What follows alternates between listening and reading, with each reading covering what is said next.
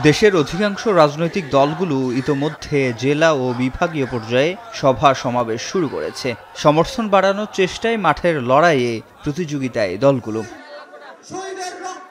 শুধু ভোটারদের সমর্থন পাওয়ার চেষ্টা নয়, বরং ভিন্ন মতাদর্শের দলগুলো নিজেদের মধ্যেও বোঝাপড়ার কাজটা সারছেন।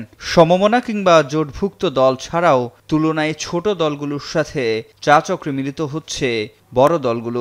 জোট নিয়ে কি আলোচনা চলছে রাজনৈতিক দলগুলোর মধ্যে? অতীতের যে রাজনৈতিক কালচার ছিল, প্রতিহিংসা, জিজ্ঞাসা, একে অপরকে আঘাত করা, এগুলো থেকে আমরা বেরিয়ে আসতে চাচ্ছি। এই জন্য আমাদের ডায়লগ হচ্ছে, কথাবার্তা হচ্ছে, দেখা সাক্ষাৎ হচ্ছে। আমরা রাজনীতিতে গুণগত পরিবর্তন চাচ্ছি, দেশটাকে আমরা পরিবর্তন করতে চাচ্ছি। সেটা তো একটা একক দলের পক্ষে সম্ভব না, সবাইকে মিলেই করতে হবে। এই জন্য আমরা একটা ন্যাশনাল কনসেনসাস আমরা গড়ে তুলতে চাচ্ছি।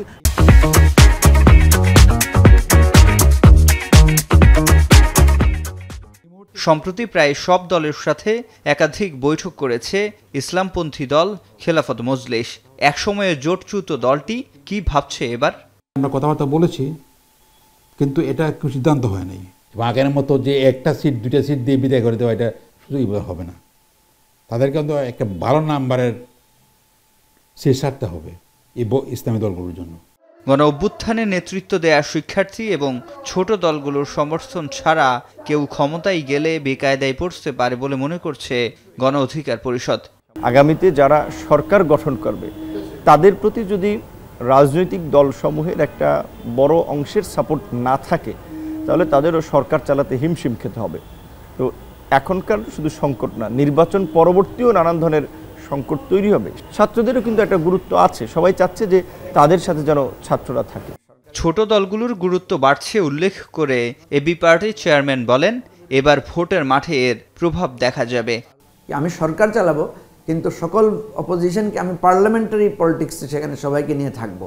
সেখানে ডিবেট হবে, পার্লামেন্টারি ডিবেট, রাজপথের চাইতে রাজনীতিটাকে পার্লামেন্টে নিয়ে যাওয়ার। তো এই কারণে আমরা দেখতে পাচ্ছি নতুন গঠিত হওয়া দল, তাদের কিন্তু একটা গুরুত্ব দুই কারণে বেড়ে যাচ্ছে। তাদেরকে যদি আপনি পার্লামেন্টে নেন, পার্লামেন্টে অ্যাকোমোডেট করেন এক ধরনের গুরুত্ব, আর যদি তাদেরকে বাইরে রাখেন তাহলে আরেক ধরনের গুরুত্ব তাদের তৈরি হবে। অর্থাৎ যে কোনো বিচারেই তাদের গুরুত্ব কিন্তু থেকেই যাচ্ছে।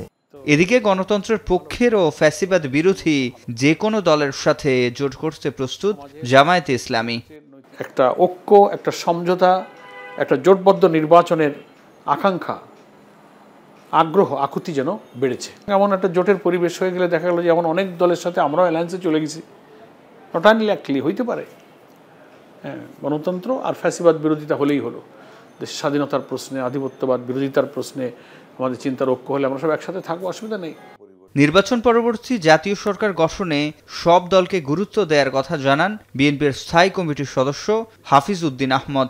বলেন, শিক্ষার্থীরা জোটবদ্ধ হয়ে নির্বাচন করতে চাইলে বিবেচনা করবে বিএনপি। বিএনপির সাথে জোটবদ্ধ হয়ে নির্বাচনে অংশগ্রহণ করতে চায়, সেটি নিশ্চয়ই আমাদের দল বিবেচনা করবে। সকলের প্রতি আমাদের সমান সুদৃষ্টি থাকবে বলে আমরা আশা করি, এবং আমরা সবাইকে রাজনীতির মাঠে ওয়েলকাম করি।